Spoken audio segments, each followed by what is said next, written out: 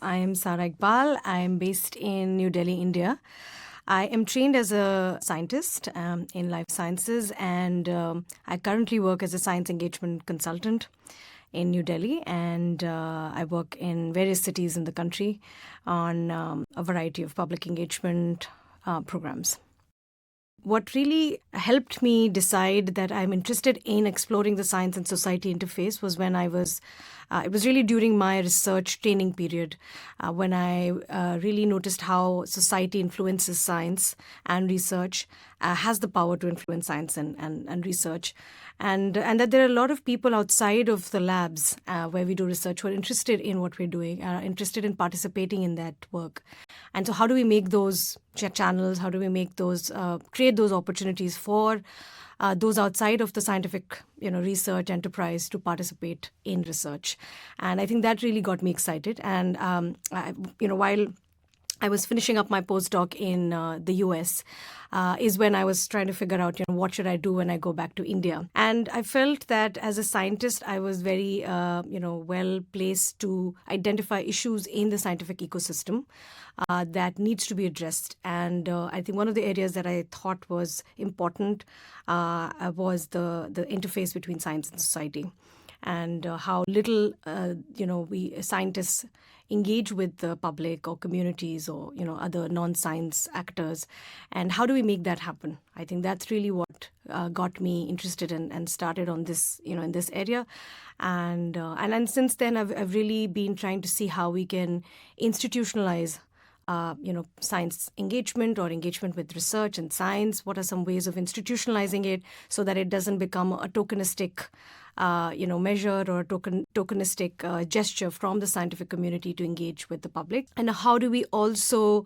kind of move beyond the status quo of business as usual, that scientists do their work and other societal actors do their work and it's business as usual. We are not solving problems together, and I think that's also why the coming together of science and society needs to happen. In India right now, community engagement or public engagement is still a very tokenistic thing. I think it's something that a lot of Indian funders don't really expect from scientists and researchers. There's no special budget allocated for community engagement. I think the focus is really on hard science and on generating evidence, and whether you do that through community engagement or without it, it really doesn't matter. So I think in India, we're despite the fact that we have had a very strong social movements in science, we've got people science movements right after independence that really tried to make people engage better with science and scientific thought, and also the people's health movement.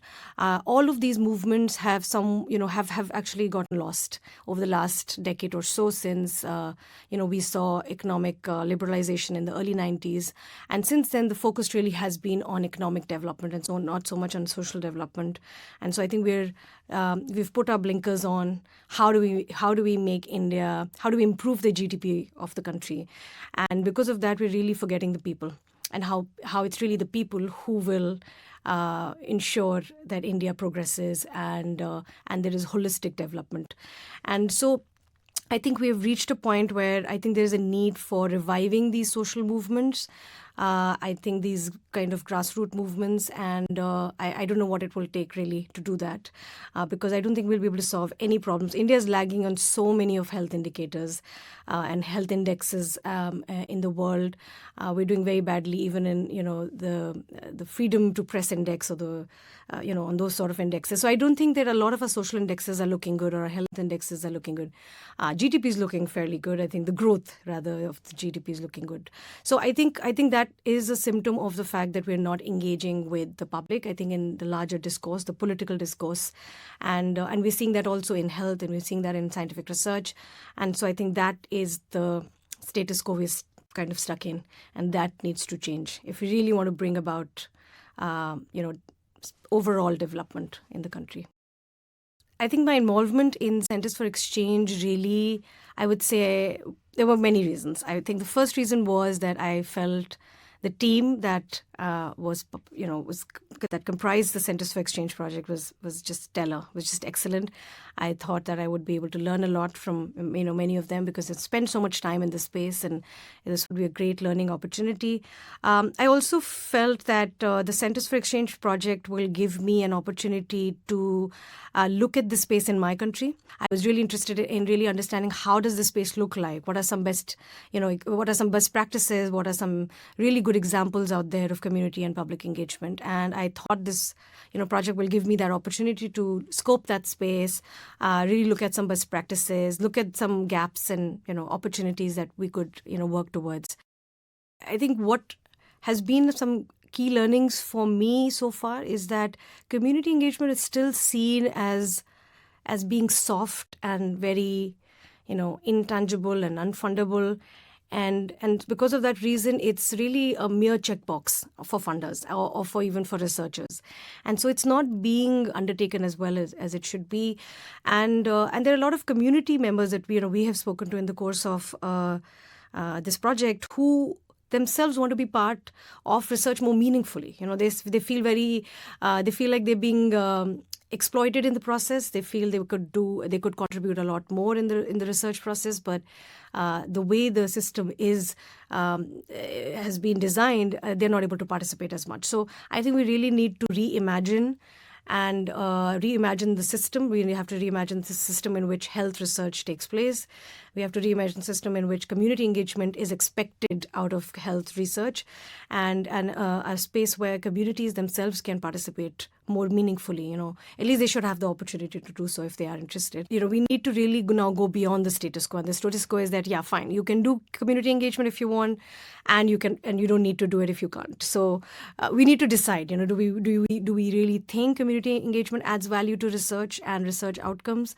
And if the answer is yes, which is there's ample evidence out there that shows that community engagement is important to improve research and its outcomes, then we have to really put in systems in place to enable that. I think we've wasted enough time in not doing it for all these years.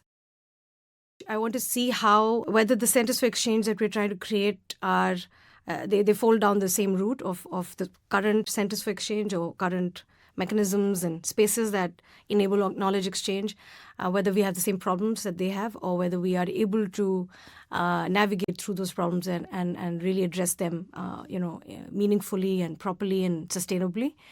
And I also want to, I really want to see how this would operate in a country as complex and diverse like India. How would such centers play out in countries like ours? And I think if they, if you're able to, if you're really able to break the conventional way of doing things, and if you're able to do this differently, I think this can have a profound impact on the health research landscape in the country. We've just sown the seed of reimagining knowledge exchange and community engagement in health research, but how this plant kind of grows and influences the larger landscape in the country.